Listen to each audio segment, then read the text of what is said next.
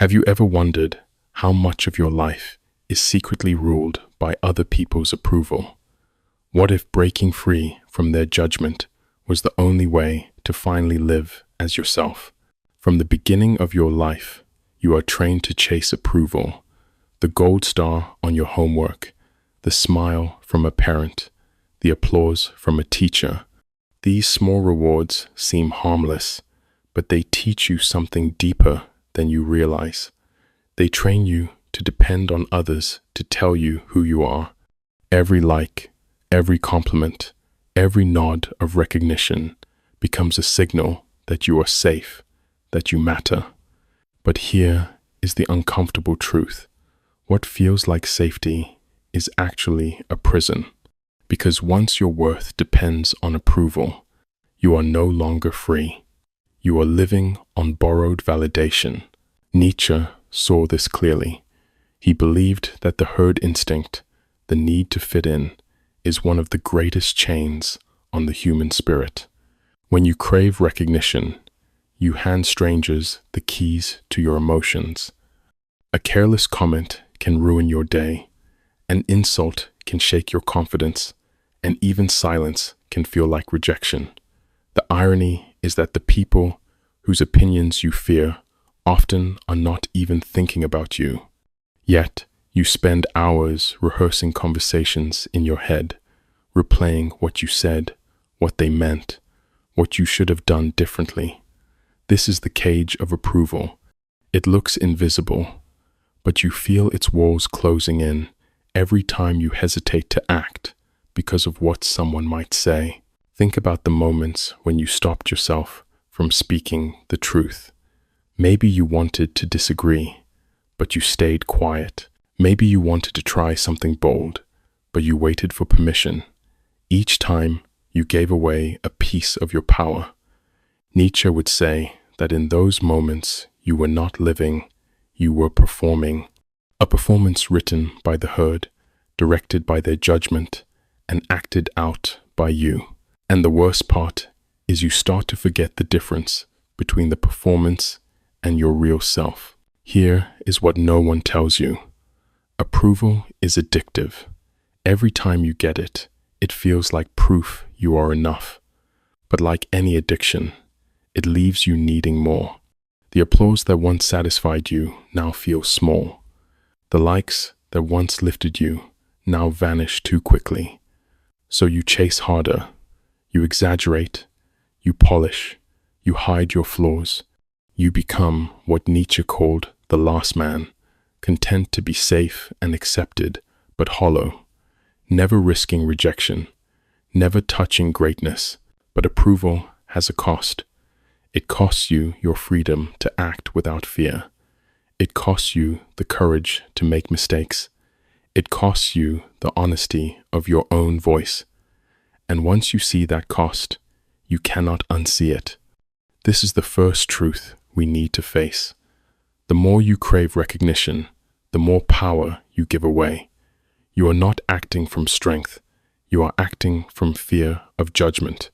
And if you stay here, in this cage, you will never become who you are meant to be. That is why we cannot stop here. Because the next step is to see how you built the mask you wear and why it controls you more than you realize. Only by exposing the mask can you begin to break free from this prison. Every day you put on a mask, and most of the time you do not even notice. It starts with something simple, a smile that does not match how you feel, a polite response when you want to say no, an opinion softened so it will not upset anyone. These small adjustments seem harmless, even necessary, but over time they add up to something larger. They become a performance, a role you play so that others will accept you. Nietzsche saw this clearly. He believed that people do not present themselves as they are, but as they think they must be in order to survive the judgment of others. The mask becomes a kind of armor, protecting you from rejection, but also hiding you from yourself. Think about how often you catch yourself holding back. You say you are fine when you are not. You laugh at a joke you did not find funny. You nod in agreement even when your mind disagrees. Each of these moments feels like a small compromise, but they reveal something bigger. They reveal that fear of judgment is steering your actions more than your own truth is. The mask is not proof that you are fake. It is proof that you are scared. Scared of being seen. Scared of being rejected. Scared of standing alone. Nietzsche once wrote that every profound spirit needs a mask. He did not mean this as praise. He meant it as a warning. The deeper your spirit, the more pressure you feel to hide it. The more original your thoughts, the more dangerous they feel to reveal. Society rewards sameness and punishes difference, so you learn to protect your true self by disguising it.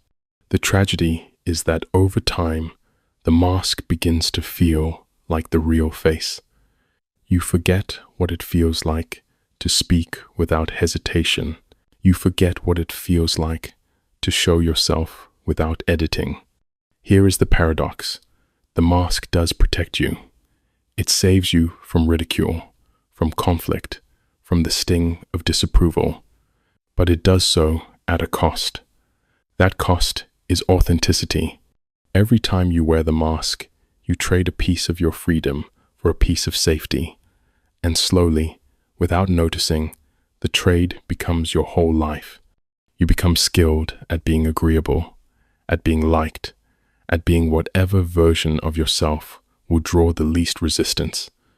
But in the process, you lose the ability to stand firm in who you really are.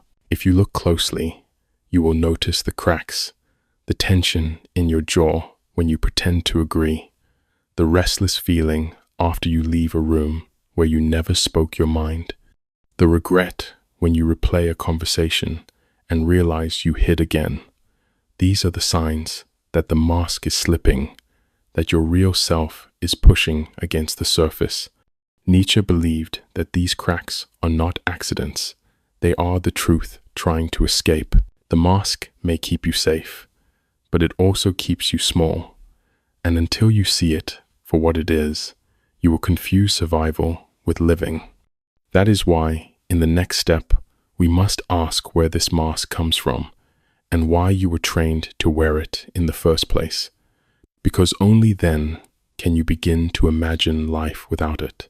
When you were young, you did not know how to hide yourself. Children speak their minds, laugh too loud, cry without shame. They live without masks because they have not yet been trained to fear judgment. But that freedom does not last long.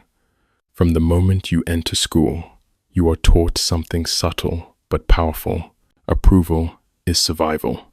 The smile of a teacher, the praise of a parent, the nod of your peers. Each reward trains you to value what others think more than what you feel. Nietzsche once warned, the surest way to corrupt a youth is to teach him to value the opinion of those who think alike. That is exactly what happens. Think about how quickly you learn the rules. Do not speak too boldly. Do not stand out too much. Say the right thing, even if it is not what you believe.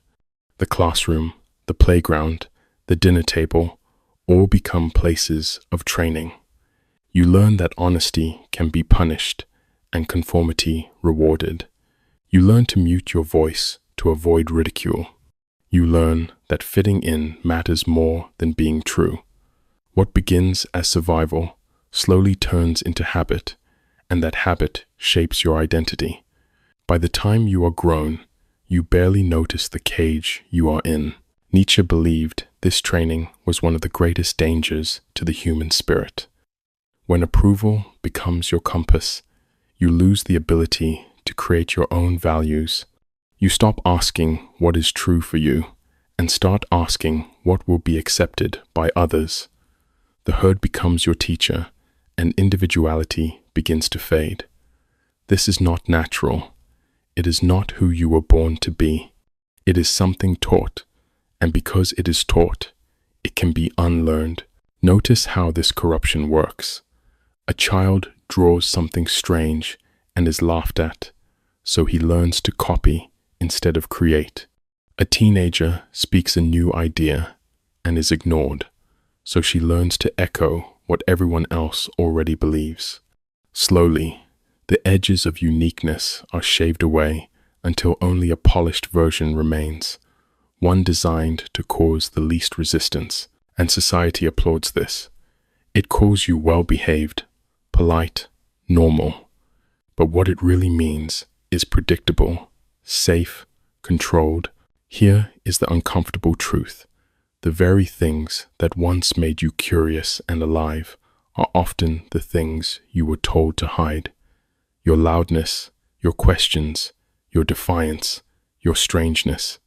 Each one was marked as a threat to approval, and so you buried them. Nietzsche would say that in doing this, you betrayed your becoming. You traded growth for acceptance.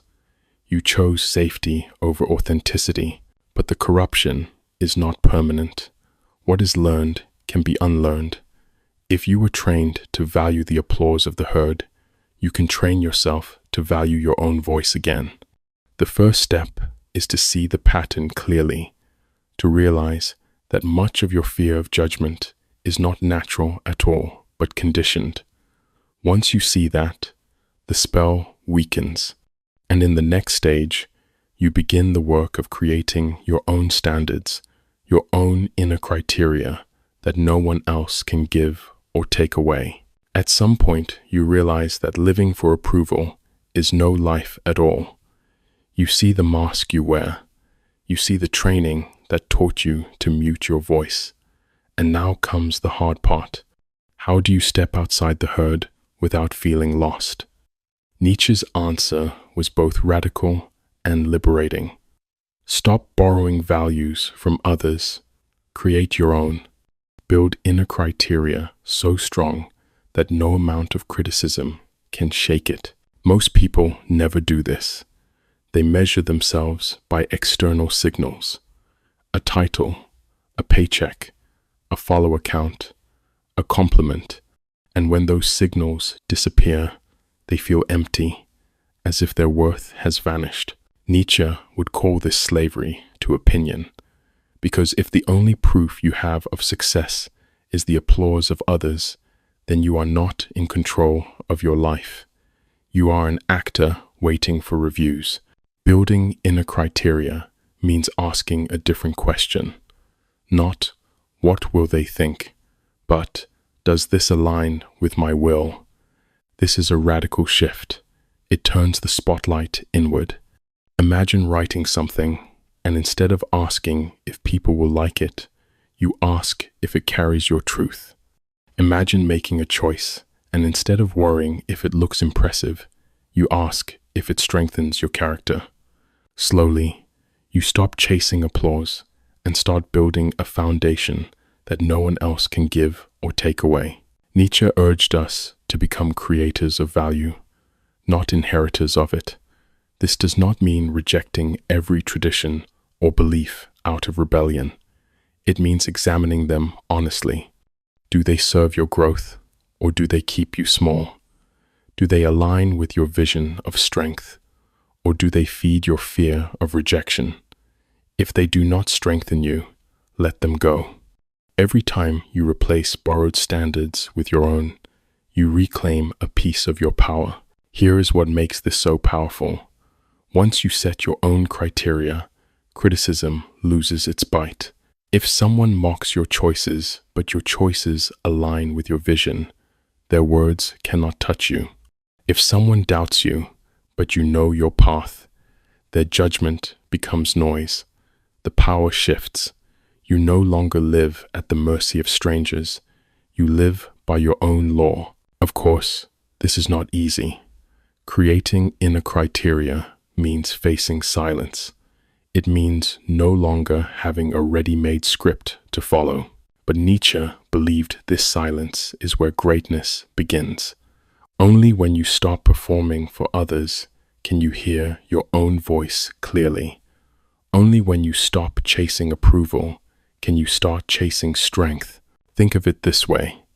External approval is like a mirror. It shows you a reflection, but it is not the source of your being. Inner criteria is like the ground beneath your feet, solid, immovable, carrying you even when no one else is watching. And once you build that ground, the herd can no longer shake you. This is the turning point, because once you learn to live by inner standards, you no longer fear judgment. And in the next step, we will see what this freedom truly feels like when the grip of the herd finally breaks and you begin to live untouchable. There comes a moment when the weight of approval finally slips from your shoulders. The silence that once terrified you no longer feels like rejection. The criticism that once cut deep no longer shakes you.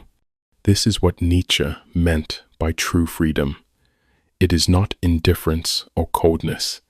It is the ability to walk through the world without being chained to the herd's applause.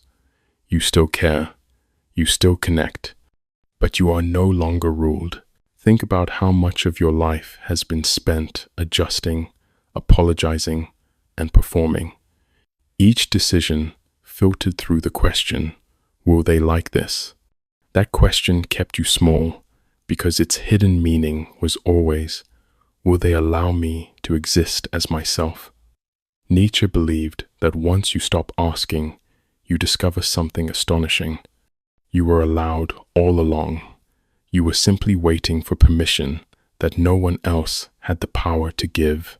This freedom does not mean you stop hearing judgment.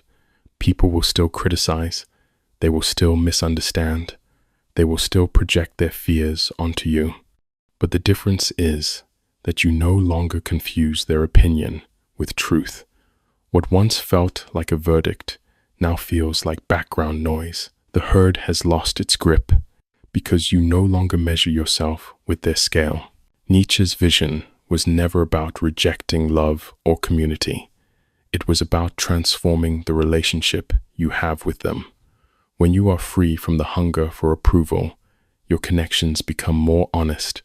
You are not with people to be liked. You are with them to be real.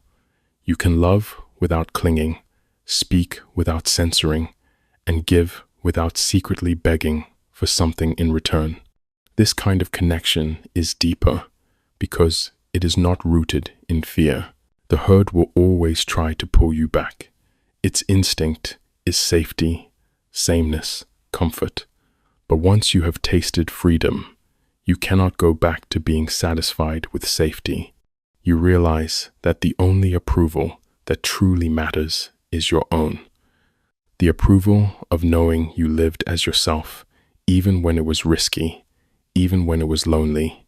Nietzsche called this the strength of the higher spirit, to stand firm in your own light, even when the crowd turns away. Here is the promise.